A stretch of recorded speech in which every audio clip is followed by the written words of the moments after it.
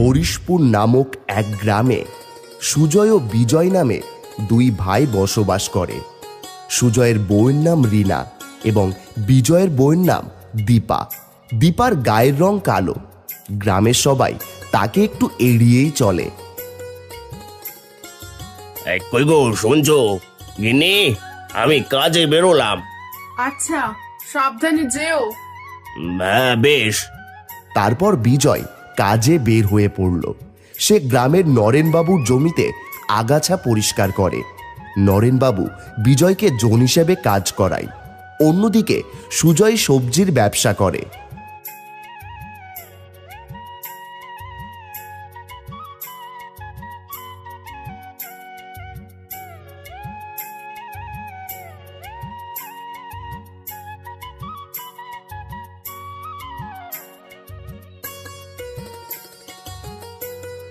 শুনছো, তুমি ফেরার পথে ঘরের জন্য কিছু সবজি নিয়ে এসো তো। আচ্ছা, ঠিক আছে। তারপর সুজয় চলল তার সবজির ভ্যান নিয়ে।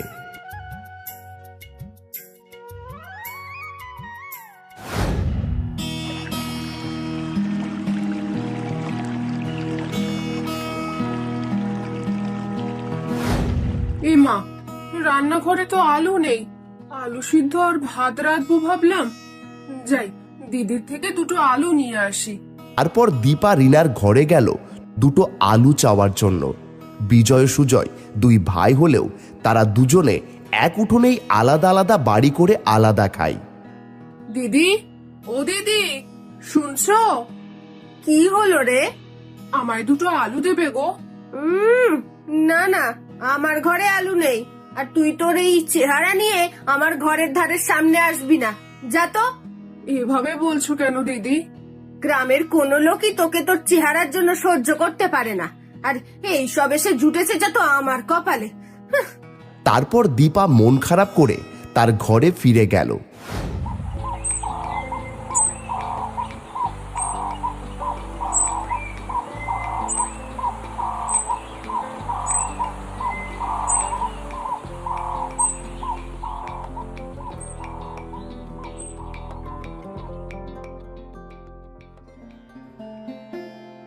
কই গো, শুনছো? ও, তুমি চলে এসেছো? হ্যাঁ। তোমার মুখটা এত শুকনো কেন দেখাচ্ছে? কিছু হয়েছে? আসলে কি বলো? নরেন বাবু জমিতে কাল থেকে আর জন লাগবে না, তাই আমারও আর কাজ নেই। সে কি, এবার সংসার চলবে কিভাবে? জানি নে গো, আবার কিছুই ভালো লাগছে না। যাকগে, তুমি এত চিন্তা করো না, খেয়ে নাও আগে। তারপর বিজয় খেতে বসলো। খেতে বসে দীপাকে বলল,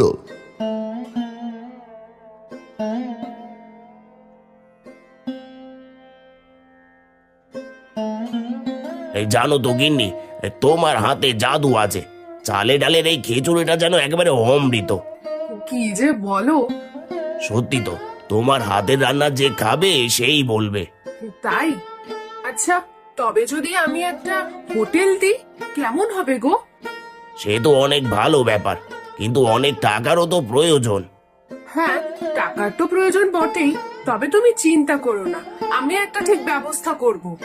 এই বলে দীপা তার কানের দুটো দুল খুলে বিজয়ের হাতে দিয়ে বলল, এই দুল দুটো বিক্রি করে আমরা ভাতের হোটেল দেব, আর বাকিটা উপরওয়ালার হাতে। কিন্তু না, আর কোনো কিন্তু নয়।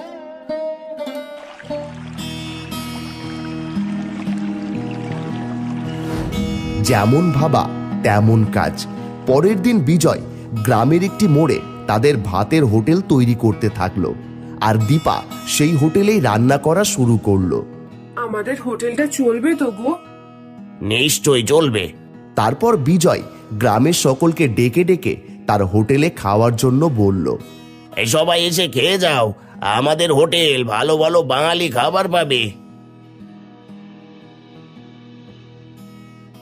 বাবা বাবা, তা কে রান্না করেছে? আমার বউ গো। এসো একটিবার খেয়ে যাও। তোর বউয়ের এই গায়ের রং দেখে কে ওর হাতের রান্না খেতে চাইবে বল দেখি? কেউ চাইবে না। এমন করে বলো না বিমলদা, তুমি একবার আলু পোস্তটা খেয়ে যাও, তারপর ভালো না লাগলে আর আসতে হবে না। আচ্ছা, এত করে যখন বলছিস তখন বেশ দে। এই দাদাকে 1 প্লেট আলু পোস্ত দাও তো। তারপর বিমলদা দীপার হাতের আলু পোস্ত খেয়ে খুব সুনাম করতে থাকলো। সত্যি তোর বউ এত ভালো রান্না করে? খুব ভালো রে, খুব ভালো। দে দে দে দে, 1 প্লেট আমি বাড়ি নিয়ে যাব। তারপর সারা গ্রামে দীপার রান্নার প্রশংসা ছড়িয়ে পড়ল। কিন্তু অন্যদিকে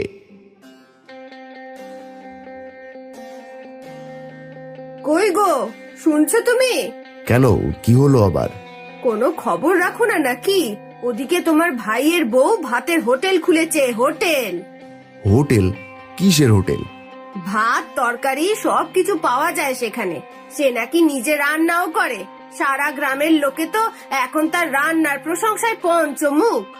সে কি গো? শুধু কি তাই, এখন তো তাদের রোজ নাকি হাজার হাজার টাকা বিক্রি হচ্ছে। বাবা, এ তো বিশাল ব্যাপার। হ্যাঁ, তুমি ওই হাঁ করেই থাকো। নিজের ভাই আকাশে উড়ুক আর তুমি মাটি থেকে বসে বসে দেখো। না না, এটা হতে পারে না। এখন কি করার আছে? শোনো, আমি বলি কি, চলো আমরাও একটা ওর পাশে হোটেল খুলি, তারপর দেখো কি হয়। কি বলছো কি তুমি? আমি যা বলছি ঠিকই বলছি। তারপর সুজয় ও রিনা আর বেশি দেরি না করে দীপার হোটেলের পাশে গিয়ে খুলল তাদের আরেকটি নতুন হোটেল। এই দাদা, তোমরাও এখানে হোটেল খুলছো? কেন, তোমার কি খুব অসুবিধা হয়ে গেল? এ কি বলছো দিদি, অসুবিধা হবে কেন? তারপর তাদের দুই বউয়ের হোটেল হলো পাশাপাশি।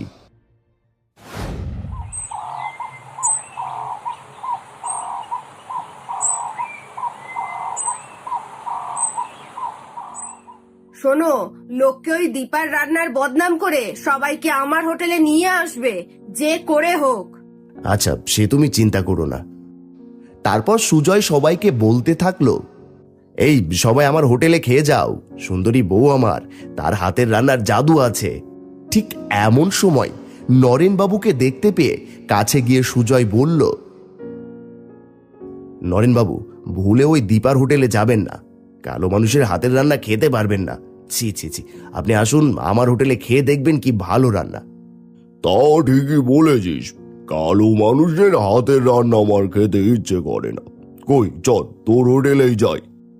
এই নরেন বাবুকে মাছের মাথা দিয়ে মুগের ডালটা দাও তো, একটু খেয়ে দেখুক কেমন হয়েছে। তারপর নরেন বাবু সুজয়দের হোটেলের রান্না খেয়ে বলল,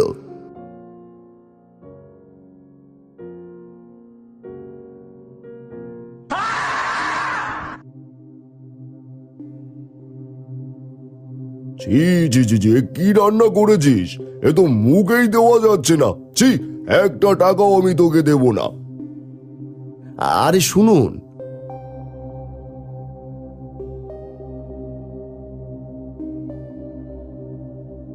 সবাই তো সেই দীপার হোটেলেই চলে যাচ্ছে।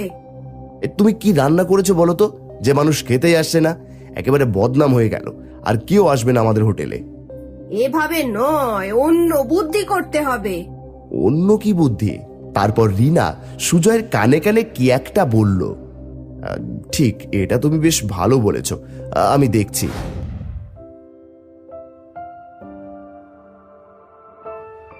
পরের দিন সকালবেলা দীপার হোটেলে খেতে এলো বিমল বাবু।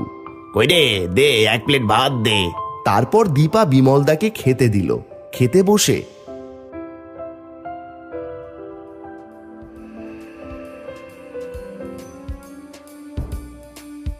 হাই হাই হাই, এটা কি? এ যে খাবারের মধ্যে একটা মরা টিকটিকি। সি সি সি সি সি, এই তুই তো মানুষকে ডেকে এনে এইসব খাওয়াচ্ছিস? না, বিশ্বাস করুন, আমি তো এইমাত্র রান্না করলাম, তখন তো কিছুই ছিল না, সব ঢেকে রেখে দিয়েছিলাম। তাহলে এই টিকটিকিটা কোথা থেকে এলো?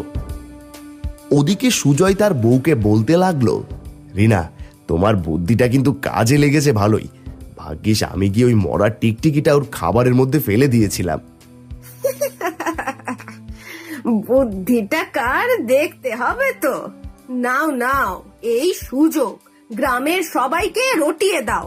তারপর সুজয় গ্রামের সবাইকে গিয়ে জোরে জোরে বলতে থাকলো, দেখো দেখো, আমার ভাইয়ের হোটেলের অবস্থা দেখো সবাই, খাবারের মধ্যে নাকি মরা টিকটিকি পাওয়া যাচ্ছে। এই কালো মানুষের হাতের রান্না খেলে এই হয়। সবাই এসো আমার হোটেলে খেয়ে যাও, রান্নাটা একটু খারাপ হলেও পরিষ্কার আছে। তারপর গ্রামের সকলে মিলে আর দীপার হোটেলে কেউ গেল না, সকলে যেতে থাকলো সুজয়দের হোটেলে।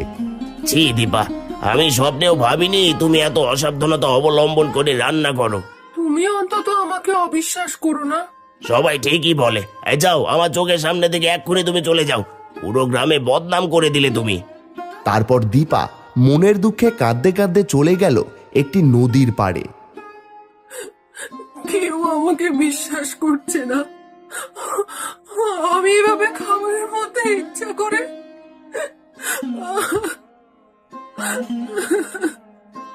ঠিক এমন সময় নদীর পাশ দিয়ে হেঁটে যাচ্ছিলেন একজন সাধু।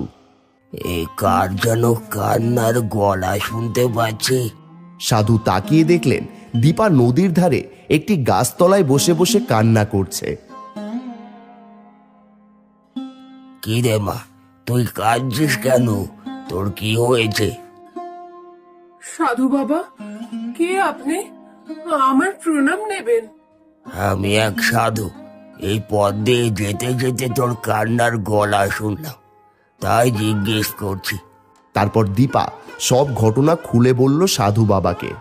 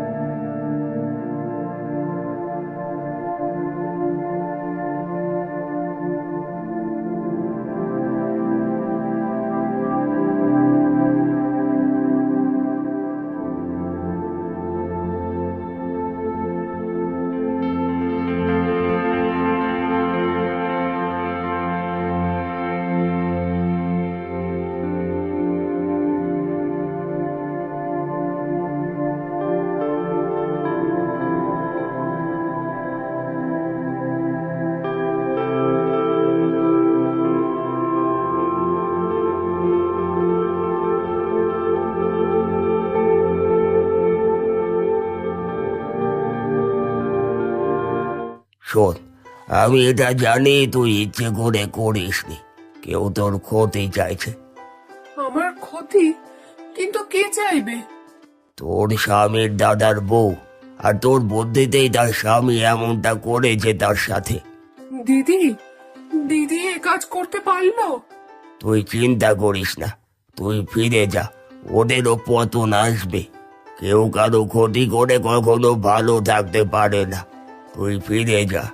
সাধুর কথায় দীপা তার ভাতের হোটেলে আবার ফিরে গেল। ঠিক এমন সময় সে শুনতে পেল প্রবল চিৎকারের শব্দ। বাঁচাও, বাঁচাও, বাঁচাও, বাঁচাও! দীপা দেখল রিনাদের ভাতের হোটেলে আগুন ধরে গেছে। তখন দীপা ছুটে এসে জল ভরে সেই আগুন নেভানোর চেষ্টা করছে, সাথে বিজয় জল দিচ্ছে সেই আগুনে। আগুন নেভার পর দেখা গেল রিনাদের ভাতের হোটেলের অনেকটা অংশ পুড়ে গেছে। আজ সবই আমার পাপের ফল, কিন্তু শেষে তোমরাই এসে আমাদের বাঁচালে। তার মানে? সেদিন রান্নার মধ্যে সেই টিকটিকি আমি দিতে বলেছিলাম তোমার দাদাকে। আমাদের ক্ষমা করে দাও, ক্ষমা করে দাও আমাদের। ভাই, আমাদের ক্ষমা করে দাও, আমরা নিজেদের ভুল বুঝতে পেরেছি। না না, তোমরা আমাদের থেকে অনেক বড়, এভাবে তোমাদেরকে ক্ষমা চাওয়া মানায় না। সবকিছু ভুলে যাও, তারপর আবার আমরা নতুন করে ভাতের হোটেল শুরু করব, দুই বউ মিলে। তুই সত্যি বলছিস দীপা? হ্যাঁ সত্যি, আমি তোমাকে সব রান্না শিখিয়ে দেব আরো ভালোভাবে, আর তারপর দুই বউ মিলে সামলাবো এই ভাতের হোটেল। তারপর এভাবেই রিনা ও সুজয় তাদের ভুল বুঝতে পারল এবং দীপাও তাদের ক্ষমা করে দিল। অবশেষে গ্রামের মধ্যে আবার নতুন করে চালু হলো দুই বউয়ের দুই ভাতের হোটেল।